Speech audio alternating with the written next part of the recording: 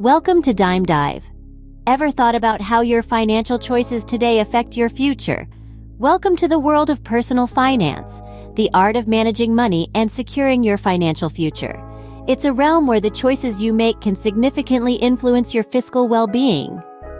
In this journey, we're going to explore 5 key principles that can help shape a stable financial future. First, we'll crunch the numbers, diving into the concepts of net worth and budgeting. Then, we'll tackle the phenomenon of lifestyle inflation, followed by the art of discerning needs from wants and spending mindfully. We'll also emphasize the importance of starting to save early and the power of compounding. Next, we'll discuss the necessity of establishing and sustaining an emergency fund. Finally, we'll talk about paying off high-interest debt and diversifying investments. Understanding these principles can help you navigate your financial journey more confidently. First things first, get to know your numbers. Let's start by breaking down the concept of net worth. Think of it as a snapshot of your financial health at a given moment. To calculate it, you take your assets, which is everything you own, and subtract your liabilities, which is essentially everything you owe. This difference gives you your net worth. It's like a financial pulse check that helps you understand where you stand. It's a good idea to do this yearly, to track your progress, celebrate your wins, and identify areas where you could do better. Now, knowing your net worth is a great start, but it's just one piece of the puzzle. The next step is to form a personal budget. Imagine your budget as a roadmap, guiding you on how to allocate your money wisely. It helps you plan for future expenses, reduce unnecessary spending, and save for your goals. It's also a great tool for prioritizing different spending categories. Creating a budget isn't about restricting what you can spend. It's about making conscious decisions on how to spend your money. It's about ensuring you have enough to cover your needs, and then deciding what to do with the rest. Designing a budget can be done on a monthly or yearly basis, depending on what works best for you. It's not a one-size-fits-all process, but a personal one, tailored to your specific needs and goals. Remember, budgeting is a habit. It needs time to develop and become a part of your routine. So, don't be discouraged if it seems challenging at first. Stick with it, and soon it'll become second nature. By understanding your net worth and creating a personal budget, you're setting yourself up for success. You're taking charge of your finances and steering them in the direction that best serves you. You're not leaving your financial well-being to chance, but instead, you're making informed decisions that will shape a stable financial future. Remember, a well-planned budget is your first step towards financial stability. Does your spending increase with your income?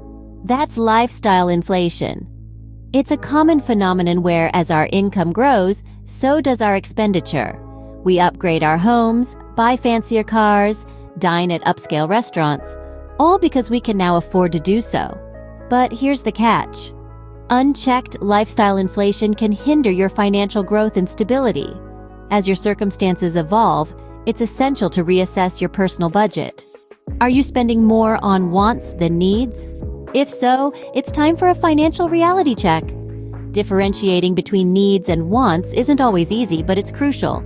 Needs are the bare essentials: food, shelter, healthcare, transportation. Wants, on the other hand, are the extras: the luxury car, the designer clothes, the lavish vacations. So how can you combat lifestyle inflation? Start by reevaluating your expenses.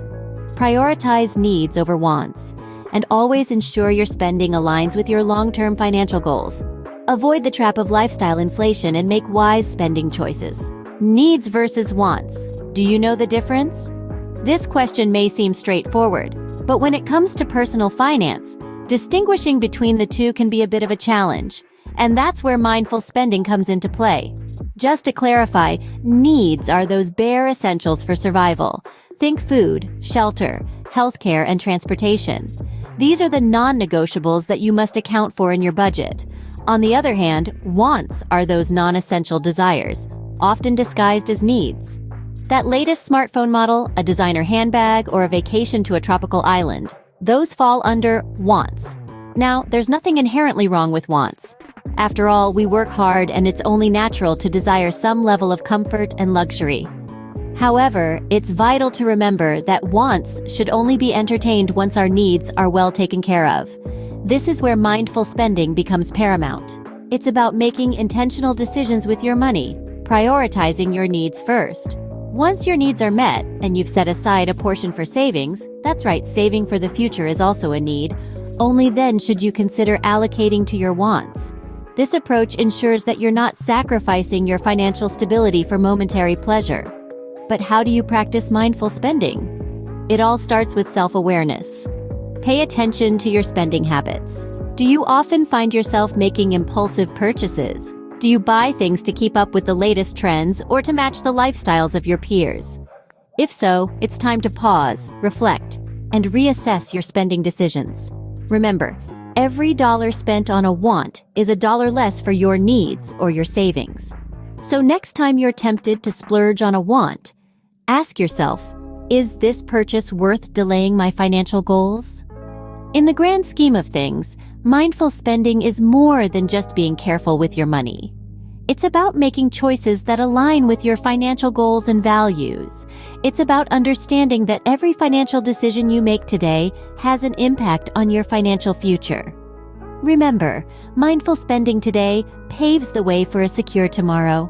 The early bird gets the worm, and in finance, the early saver gets the interest.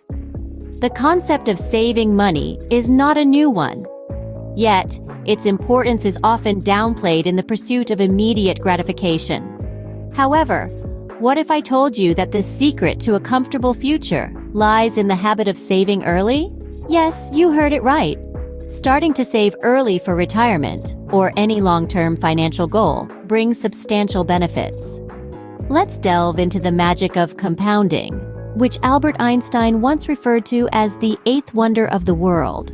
Compounding is the process where the interest you earn on your savings starts earning interest itself. It's a snowball effect. The earlier you start, the larger your snowball grows. Imagine two friends, Zendaya and Tom. Zendaya starts saving $100 every month at age 25, while Tom starts at 35. Assuming an annual interest rate of 5% by the time they both retire at 65, Zendaya would have accumulated over $200,000, while Tom, despite saving for the same number of years as Zendaya, would only have around half of that. This is the power of compounding.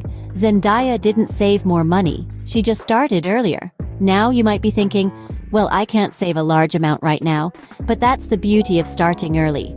You don't have to save a lot, you just have to save consistently. Starting early reduces the monthly saving amount needed to reach your long-term financial objectives. Even a small amount saved in your 20s can grow into a substantial sum by the time you retire. The key is to make saving a habit. Treat it like a bill that you have to pay each month. And remember, every little bit counts. So don't delay. Time is your biggest ally when it comes to saving. The sooner you start, the more you can reap the benefits of compounding, and the more secure your financial future will be. Start saving early and watch your nest egg grow. Life is full of surprises, some of which can hit your wallet hard. Picture this: your car breaks down unexpectedly, or a sudden medical expense comes up. These are the moments when an emergency fund becomes your financial superhero. It's a stash of money set aside to cover the financial surprises life throws your way. These unexpected events can be stressful and costly. Having an emergency fund can provide you with a sense of security and allow you to take life's hiccups in stride. So, how much should this fund be? Conventional wisdom suggests that it should be enough to cover 3 to 6 months' worth of living expenses. But in today's unpredictable economic climate, you might want to aim for a bit more. The key is to be realistic about your expenses and to factor in all possible scenarios. This fund should be able to cover your necessities, like rent or mortgage, utilities, groceries, and healthcare. Now, establishing an emergency fund is one thing, but maintaining it is another. It's an ongoing endeavor. Each time you tap into it, be sure to promptly rebuild it. If you've used some of that fund to cover an emergency, make it a priority to replenish it as soon as you're able. This might mean cutting back on non-essential expenses for a while, or finding additional income sources. Remember, the goal of an emergency fund is not to fund your lifestyle, or to cover non-emergencies. It's there to provide a financial cushion against unforeseen expenses. It's there to give you peace of mind. And finally, where should you put this money? It should be easily accessible, but not too accessible that you're tempted to use it for everyday expenses. Consider keeping it in a separate, high-yield savings account, where it's out of sight but within reach when you need it. An emergency fund is your financial safety net. Make sure it's strong. With a well-established and sustained emergency fund, you'll be better prepared to handle life's unexpected financial surprises. Getting rid of debt and diversifying investments. 2 final keys to financial stability. High-interest debt, like credit card debt, can eat into your finances like a termite into wood. Prioritize paying off such debts. It's like getting a guaranteed, risk-free return on your money equal to the debt's interest rate. Now, on to diversifying investments. It's the financial equivalent of not putting all your eggs in one basket. It's about spreading your capital across different investments to minimize risk. Think stocks, bonds, real estate, mutual funds, or even cryptocurrency. Each comes with its own risk and return profile. A diversified portfolio can help cushion the blow if one investment performs poorly. But remember, diversification is not just about having different types of investments. It's also about understanding how they correlate with each other. Investments that move in opposite directions can balance each other out. Remember, the road to financial freedom is paved with wise decisions. Make yours count. So, with these principles in mind, you're ready to take charge of your financial future. From crunching numbers to discerning needs versus wants, managing lifestyle inflation, starting to save early, maintaining an emergency fund, to paying off high-interest debt and diversifying investments, each step is a piece of the personal finance puzzle. These principles aren't just guidelines. They are tools to help you shape a stable financial future. Remember, personal finance is all about making informed decisions. Here's to your financial success. Subscribe to Dive.